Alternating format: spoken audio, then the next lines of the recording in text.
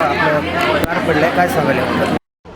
आज भारतीय जनता पार्टी आणि महायुतीचे सर्व घटक पक्ष यांच्या महिलांचा मेळावा आमचे संघटन मंत्री आदरणीय संजय भाऊ कोडगे यांच्या मार्गदर्शनामध्ये पार पडला।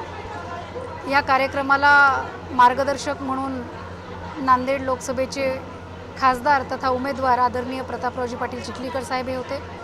भारतीय जनता पार्टी असेल, राष्ट्रवादी काँग्रेस असेल, शिवसेना असेल किंवा काँग्रेसमधनं नव्याने भारतीय जनता पार्टीमध्ये प्रवेश केलेल्या माता भगिनी असतील, त्या सगळ्यांना या ठिकाणी आम्ही आमंत्रित केलं होतं।